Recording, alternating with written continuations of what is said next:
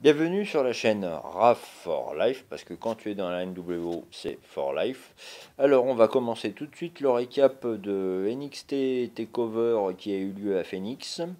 Alors, je commence tout de suite. Alors, nous avons eu le match tag team, l'Undisputed Era, Tyler O'Reilly et Roderick Strong qui ont affronté les War Riders. Donc je voyais l'Undisputed Era rester championne par équipe. Et ben non, c'est les War Riders qui sont devenus les nouveaux champions. Et c'est très bien pour la suite. Pourquoi pas une feud avec les Forgotten Sons, ça serait très bien. Ensuite, Riddle contre Cassius Ono. Et ben au nom, hein, non, non. Cassius Ono, c'est non. Il a tapé après une série de coups de poutoir de la part de Riddle et Riddle, on attend de voir la suite. Le NXT Woman, Bianca Belair versus la hargneuse Shayna Baszler. Bon ben, Bianca Belair a très bien résisté, mais il y a eu des interventions de Shafir et de... Comment elle s'appelle? Marmaduke, là, je sais plus comment elle s'appelle, là, bref. Non, Marmaduke, c'est le kangourou, là. Ça, Duke, voilà. Je sais plus son prénom, mais c'est peu importe. Donc voilà, Shania Baszler qui a réussi à faire taper Bianca Belair, qui n'a pas démérité, qui a bien résisté. Qu'avons-nous de beau? Le championnat nord-américain. Alors, surprise, Gargano qui devient champion après un DDT magistral aidé des cordes sur Ricochet. Je voyais Ricochet rester champion, mais non, Gargano, c'est très bien. Alors Gargano, on n'est pas prêt d'avoir sa peau.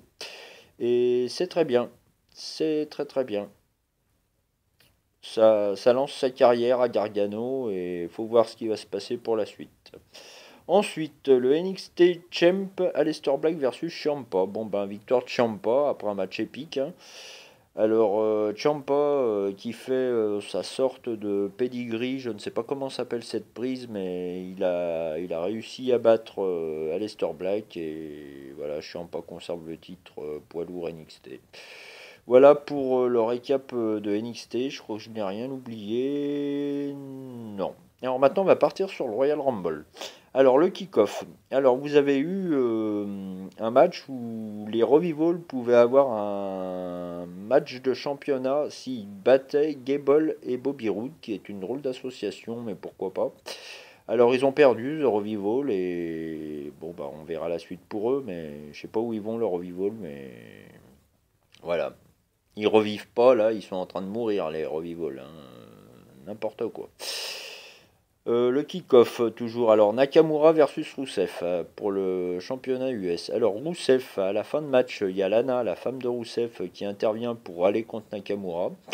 Rousseff qui veut foncer sur Nakamura, mais qui percute Lana, qui se blesse à la jambe. Et il lui fait le Kinshasa dans le dos et Nakamura redevient champion US. Donc c'est très bien. Pourquoi pas un clash avec Cien Andrade Almas qui a fait une très bonne prestation au Royal Rumble en éliminant Randy Orton d'ailleurs. Voilà, c'était... Non, c'est bien que Nakamura soit redevenu champion US. Moi je trouve ça bien. Et ensuite, oui, le championnat Cruiserweight Fatal 4-Way. Alors, Itami, Tozawa, Kalisto et Buddy Murphy. Alors, Murphy Low sur Itami ou Tozawa, peu importe, mais je crois que c'est Itami plutôt. Et bon, bah, Buddy Murphy, c'est mérité. Je pense qu'il peut rester encore champion Cruiserweight assez longtemps. Voilà. Ensuite, on va passer au pay-per-view majeur de Royal Rumble. Alors, Asuka versus Becky Lynch. Donc, match très très bien. Mais Becky Lynch, après un match épique aussi, a été obligée de taper parce que la douleur était intense après la prise qu'elle lui a fait avec le ponté, Asuka. Et Becky Lynch a été obligée de taper et c'est dommage. Parce que Becky Lynch, demain, on est avec elle, hein. Becky Lynch, on t'aime. We love you, Becky. Voilà. Ensuite, le match tag team de Bar versus les Best in the World, Shane O'Mac et Demise. Alors, sans surprise, de Bar a été dépassé par les événements et après un shooting star press à la fin incroyable sur Cesaro, ils sont devenus champions par équipe de SmackDown, Shane O'Mac et The Miz. C'est bien. D'ailleurs, je suis content que The Miz soit en train de passer plus ou moins face. À voir la suite entre les deux, voir s'il n'y aura pas trahison dans le futur et un match à WrestleMania 35 entre les deux, suite à ce qu'ils perdent le titre, ça a été dit dans d'autres vidéos, mais ça me paraît très logique aussi.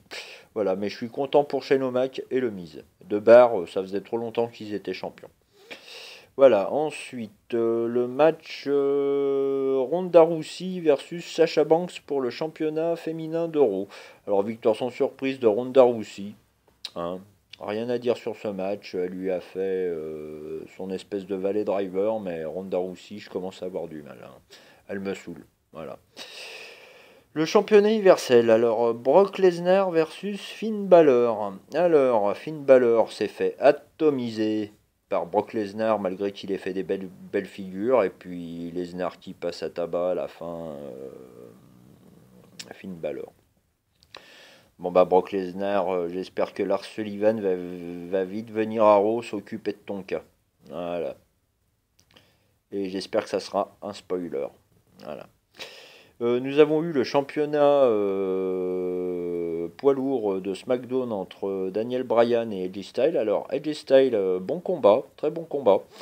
Edge Styles qui fait son style clash, mais l'arbitre était KO et intervention d'Eric Rowan qui permet à Bryan de conserver le titre.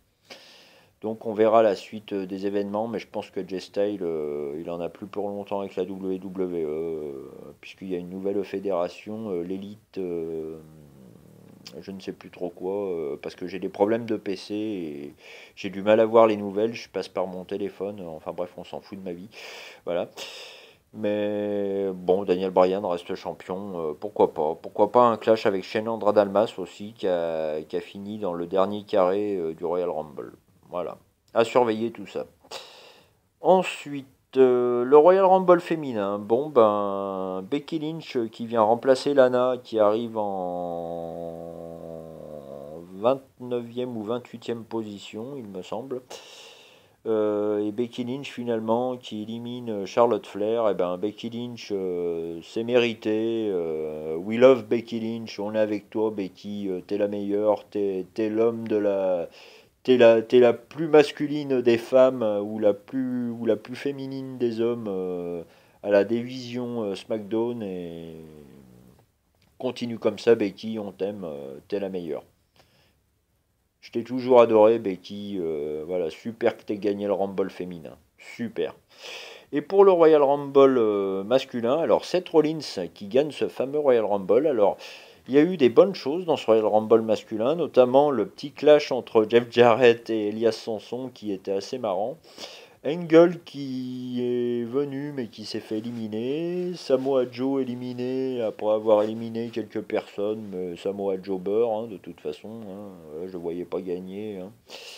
Drew McIntyre qui a fait une bonne prestation aussi. Braun Strowman qui a remplacé Cena qui ne m'a pas manqué du tout. Cena. Qu'avons-nous eu de beau Nia Jax, oui, aussi, qui est venu gâcher la 30e position de R-Truth. Bon, ben, tant mieux, mais bon, elle s'est fait passer à tabac et éliminée par Mysterio et pris quelques coups par Ziggler, Orton et Mysterio. 619, Super Kick et RKO. Hein. Voilà, donc Nia Jax, au revoir. Et finalement, il reste Shane Andrade Almas qui élimine Randy Orton. Il reste Ziggler et Shane Andrade Almas. Et Ziggler se fait éliminer par Braun Strowman qui revient sur le ring. Et puis finalement, Seth Rollins, après un petit duel avec, enfin un gros duel avec Braun Strowman, qui gagne ce Royal Rumble. J'avais pronostiqué Seth Rollins, et bien j'espère que ça sera un spoiler aussi et qu'il va battre à WrestleMania 35, enfin, la bête Brock Lesnar. Voilà pour mon récap du Royal Rumble et du NXT TakeOver. Donc la chaîne c'est Rap for Life parce que quand tu es dans la NWO c'est for life. J'espère que ma petite vidéo vous a plu. Elle est assez rapide mais je fais rapide parce que j'ai pas de PC et je fais par téléphone. Donc voilà, on s'en fout de ma vie encore une fois. Et ben écoutez, on se donne rendez-vous pour les pronostics de Elimination Chamber qui aura lieu le 17 février prochain. Voilà pour les titres par équipe féminin. À très bientôt. Ciao les gens.